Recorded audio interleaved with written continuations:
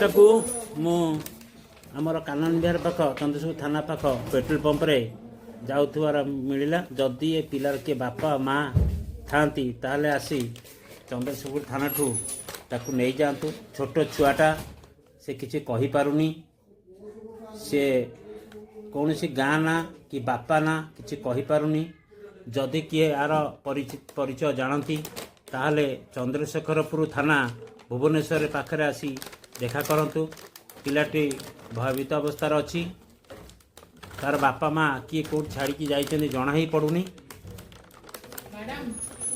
କିଏ ଯଦି ପାଇବେ ଏ ପିଲାର ଆଡ୍ରେସ୍ ପତା ତାହେଲେ ମୋତେ କଣ୍ଟାକ୍ଟ ବି କରିବେ।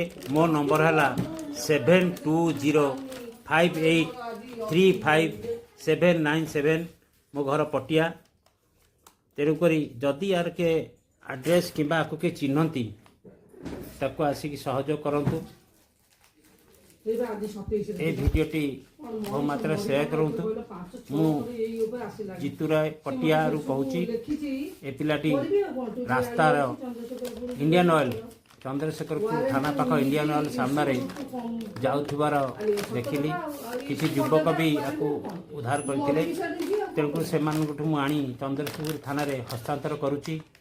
ଯଦି ୟାର କିଏ ଆତାପତା ପାଏ କି ୟାକୁ କିଏ ଚିହ୍ନନ୍ତି ତାହେଲେ ଆସି ତାକୁ ତାଙ୍କ ବାପା ମା ପାଖରେ ପହଞ୍ଚାଇ ଦିଅନ୍ତୁ। ଜୟ ଜଗନ୍ନାଥ। ଦେଖନ୍ତୁ ପିଲାଟିକୁ ଭଲ ରୂପେ। ବାବା କହିଥିଲୁ ମାମାକୁ ଡାକିଥିଲୁ? ମାମା ନା ବୋଉ ଡାକିଥିଲ? କ'ଣ ଡାକିଥିଲୁ? ତମ ଘର କେଉଁଠି ବାବା? ହଁ ଘର। ତମ ବାବା ନା କ'ଣ ବାବା? ବିକ୍ରମ। ତମ ଘର କେଉଁଠି ରହୁଛ? ପଟିଆ ନା ଡମଣା ନା କେଉଁଠି ରହୁଛ ବାବା? କିଛି କହିପାରୁନି କି ବାବା?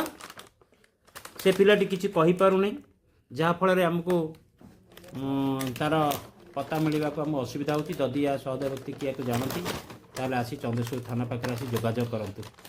ଚନ୍ଦ୍ରଶେଖର ଥାନା ଭୁବନେଶ୍ୱର ଖୋର୍ଦ୍ଧା।